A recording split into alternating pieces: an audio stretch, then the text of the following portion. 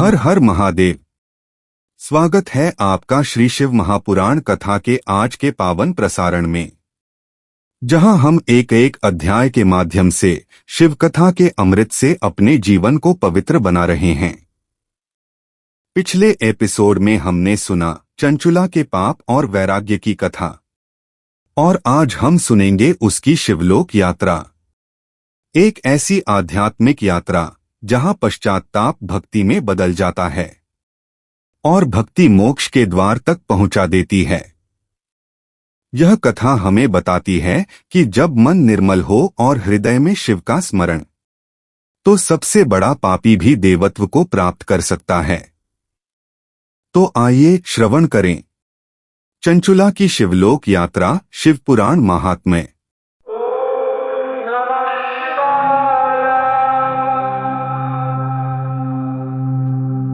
नमस्कार। आज हम श्री शिव महापुराण के एक अंश से एक बहुत ही गहरा सवाल उठाने वाले हैं। एक ऐसा सवाल जो शायद हम सबके मन में कभी ना कभी आता जरूर है। बिल्कुल।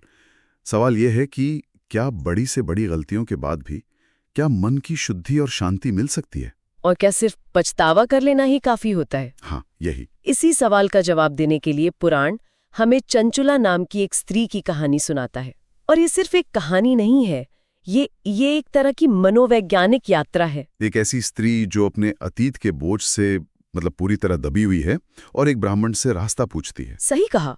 तो आज हम इसी कहानी की परतों को खोलेंगे और समझेंगे कि पछतावा, बदलाव और आखिर में मुक्ति का असली मतलब क्या है। और जो बात मुझे सबसे दिलचस्प लगती है वो ये है कि ये कहानी इस विचार पर टिकी है कि कैसे सिर्फ एक कथा को सुनने भर से एक इंसान की पूरी जिंदगी और उसकी नियति बदल सकती है।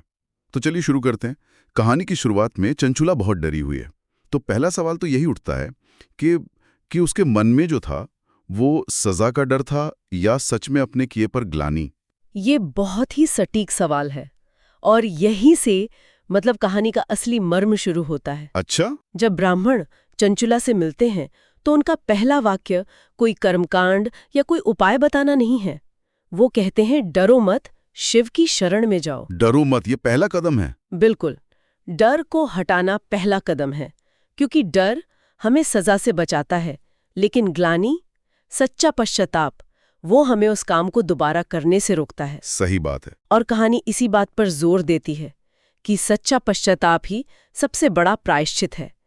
बिना मन बदले सिर्फ डर से किया गया कोई भी उपाय वो आपको असली शांति नहीं दे सकता। ये तो एक मनोवैज्ञानिक सच्चाई जैसी लगती है कि जब तक आप अपनी गलती को पूरी तरह से स्वीकार नहीं करते, बिना किसी बहाने के, तब तक बदलाव शुरू ही नहीं हो सकता। हाँ, तो ब्राह्मण उसे इसी सच्चे पश्चाताप तक लाने के लिए एक बहुत सरल लेकिन बहुत गहरा रास्ता दिखाते हैं। और वो क्या है? वो कहते हैं, शिव पुराण की कथा सुनो। सिर्फ सुनो? हाँ, और इसकी तुलना एक बहुत सुंदर उदाहरण से की गई है। जैसे मैल जमने से आईना धुंधला हो जाता है। हाँ, चेहरा नहीं दिखता। बिल्कुल, लेकिन साफ करने पर वो चमक उठता है। वैसे ही संसारिक कामों से हमारा चित्त यानी हमारा मन मैला हो जाता है। शिव पुराण की कथा सुनना वो उस आईने को साफ करने जैसा है। ये सुनने में बहुत आसान लगता है, पर क्या यहाँ सुनने का मतलब सिर्फ कानों से सुनना है या इसका कोई और गहरा अर्थ है? नहीं, इसका बहुत गहरा अर्थ है। यहाँ सुनना, जिसे शास्त्रों में श्रवण कहा गया है, वो कोई पैसिव एक्टिविटी नहीं है। अच्छा। ये सिर्फ कानों तक पहुंची आवाज नहीं है। ये उस ज्ञान को अपने अंदर उतरने देना है, उस पर मनन करना है, उसे महसूस करना है। एक तरह से ये थेरेपी है। तो जब चंचुला पूरे ध्यान से सुनती है, अपनी पूरी पीड़ा के साथ, हाँ, पूरी ईमानदारी के साथ, तब वो कहानी के शब्द उसके मन के मैल को काटना शुरू कर देते हैं। और कथा कहती है कि जब चित्त रूपी दर्पण साफ हो जाता है, तब उसमें पार्वती के साथ भगवान शिव का प्रतिबिंब उतर आता है। वाह, शुद्धि के बाद ही दिव्यता का अनुभव संभव है। बिल्कुल। तो चंचुला ने ये बात मानी, उसने सुनना शुरू किया, और इसके बाद जो हुआ वो कोई छोटा मोटा बदलाव नहीं था, वो तो एक पूरी काया पलट थी। सही कहा। कहानी बताती है कि उसने अपनी पूरी जीवन शैली ही बदल दी। ये जो बाहरी बदलाव हैं, जैसे जटा रखना या पेड़ की छाल के कपड़े पहनना, शरीर पर भस्म लगाना, इनके पीछे का प्रतीक क्या है? हर एक चीज का एक गहरा प्रतीकात्मक मतलब है। ये सिर्फ एक लिस्ट नहीं है कि ये करना है। हाँ, जैसे शरीर पर भस्म लगाना क्या है? ये इस बात को हर पल याद रखना है कि ये शरीर और ये संसार ये नश्वर है, एक दिन सब कुछ राख हो जाना है। मतलब वैराग्य का, डिटैचमेंट का प्रतीक। सबसे बड़ा प्रतीक पेड़ की छाल के वस्त्र या वल्कल पहनना, वो सांसारिक सुंदरता और दिखावे का त्याग है। रुद्राक्ष पहनना भगवान शिव की करुणा से जुड़ने का एक माध्यम माना जाता है। तो ये सब सिर्फ बाहरी क्रियाएं नहीं है, ये उसके अंदर चल रहे बदलाव का बाहरी प्रतिबिंब है। बिल्कुल। वो दुनिया को दिखा रही है कि अब उसके लिए क्या मायने रखता है और क्या नहीं। कहानी में एक बहुत महत्वपूर्ण पंक्ति आती है, भक्ति ज्ञान विरागाणाम वर्धनी। आपने इसका जिक्र किया, पर क्या आप इसे थोड़ा और खोल सकती हैं? ये 3 चीजें, भक्ति, ज्ञान और वैराग्य, ये एक साथ कैसे काम कर रही हैं? ये तीनों एक दूसरे से पूरी तरह जुड़े हुए हैं। ये ट्रांसफॉर्मेशन का एक पूरा इकोसिस्टम है। देखिए, कथा सुनने से उसे ज्ञान मिला इस बात का कि उसकी असलियत क्या है, शिव क्या है, संसार का स्वरूप क्या है। ठीक है। इस ज्ञान ने उसके अंदर वैराग्य पैदा किया, मतलब उन चीजों से मन हटने लगा जो दुख का कारण थीं। लेकिन ज्ञान और वैराग्य तो थोड़े सूखे हो सकते हैं, कठोर बना सकते हैं। सही पकड़ा। उन्हें ऊर्जा कहाँ से मिली? वो मिली भक्ति से। शिव के प्रति प्रेम और समर्पण ने इस पूरी प्रक्रिया को एक सकारात्मक और कह सकते हैं आनंददायक यात्रा बना दिया। अच्छा। तो ज्ञान ने रास्ता दिखाया, वैराग्य ने फालतू सामान हटाया और भक्ति उस रास्ते पर चलने की ताकत बनी। कमाल है, ये तो बदलाव का एक पूरा फॉर्मूला लगता है। तो चंचुला ने इस रास्ते को पूरी तरह से अपना लिया, लेकिन सवाल ये है कि क्या ये साधना काफी थी? इस तपस्या का फल उसे कैसे मिला और कब? यही कहानी अपने सबसे नाटकीय मोड़ पर पहुंचती है। हाँ, बिल्कुल। जब उसका समय पूरा होता है तो कहानी कहती है कि उसने बिना किसी कष्ट के अपना शरीर छोड़ दिया। बिना किसी कष्ट के, ये बात बहुत महत्वपूर्ण लगती है। बहुत ज्यादा। ये दिखाता है कि उसका मोह शरीर से पहले ही खत्म हो चुका था, और तब शिव के गण एक दिव्य विमान लेकर आते हैं और उसे शिवपुरी ले जाते हैं। उसके सारे पाप, सारा मैल सब धुल चुका है, सब कुछ। और शिवपुरी पहुंचकर चंचुला का जो रूप बताया गया है वो भी साधारण नहीं है। उसे दिव्य रूपधारिणी दिव्यांगना कहा गया है, जिसके माथे पर अर्धचंद्र का मुकुट है। ये तो भगवान शिव का चिन्ह है। हाँ, ये उसका परम शुद्धिकरण है। माथे पर अर्धचंद्र का मुकुट मिलना ये दिखाता है कि वो शिव के स्वरूप में ही मिल गई है। उसका अपना अलग अस्तित्व अब शिव से जुड़ गया है। अब वो पापी, डरी हुई सांसारिक स्त्री नहीं रही। वो एक दिव्य सत्ता बन चुकी है। बिल्कुल। मुझे हमेशा ये हिस्सा सबसे ज्यादा आकर्षक लगता है। एक इंसान जब पहली बार परम सत्ता को देखता है तो वो अनुभव कैसा होता होगा। ये कथा इस दृश्य को कैसे शब्दों में बांधती है। पुराणों की एक खासियत है, वो उस अनुभव को पूरी भव्यता से चित्रित करते हैं। चंचुला देखती है कि ब्रह्मा और विष्णु जैसे देवता भी शिव की सेवा में खड़े हैं, और शिव का अपना स्वरूप कैसा? करोड़ों सूर्यों का तेज, नीला कंठ, 5 मुख और हर मुख में 3 नेत्र। ये सिर्फ एक छवि नहीं है, ये पूरे ब्रह्मांड का दर्शन है। 5 मुख, इसका क्या कोई खास मतलब है? हाँ, ये बहुत गहरा प्रतीक है। शिव के ये 5 मुख उनके 5 कामों को दर्शाते हैं।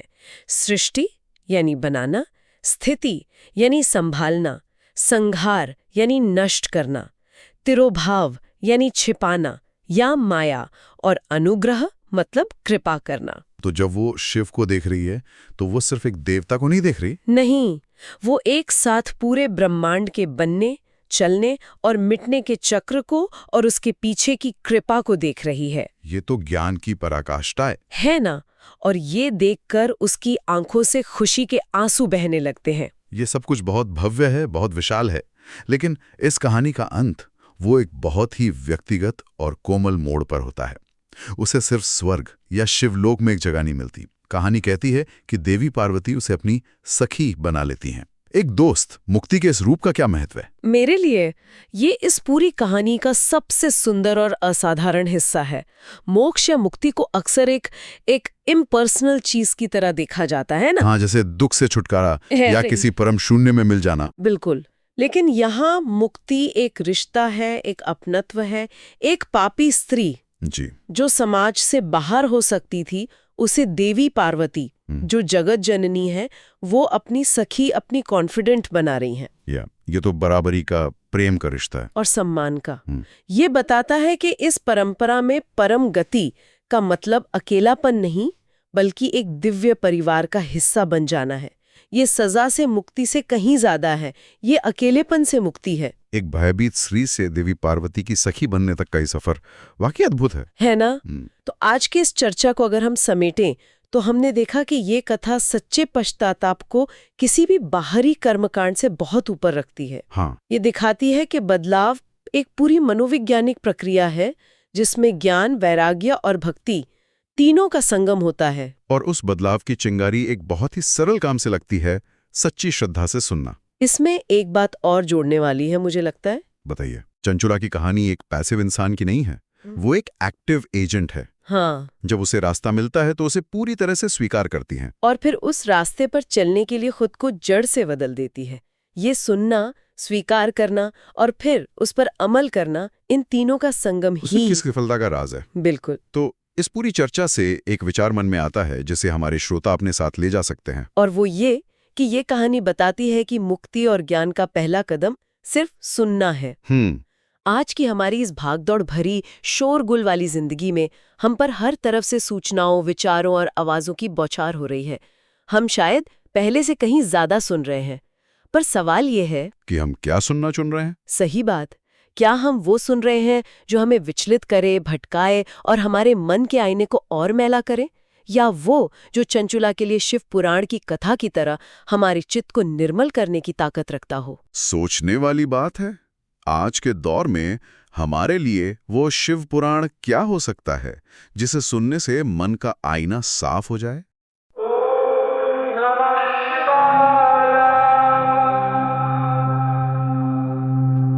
शिव पुराण के इस अध्याय से हमें यह संदेश मिलता है कि पाप कितना भी गहरा क्यों न हो, शिव कथा के श्रवण से आत्मा शुद्ध होती है और जीवन में वैराग्य का प्रकाश फैलता है। चंचुला की कथा केवल एक प्राचीन कथा नहीं, बल्कि यह आत्मा की उस यात्रा का प्रतीक है जहां अपराध बोध के अंधकार से निकलकर आत्मज्ञान का सूर्योदय होता है। अगले एपिसोड में हम सुनेंगे शिव पुराण महात्म्य का 5वां अध्याय, जहां कथा और गहराई में उतरती है भक्ति, कर्म और मोक्ष के रहस्यों के साथ। जय भोलेनाथ। मिलते हैं अगले शुक्रवार श्री शिव महापुराण कथा के नए अध्याय में। तब तक हर श्वास में बस एक नाम, हर हर महादेव।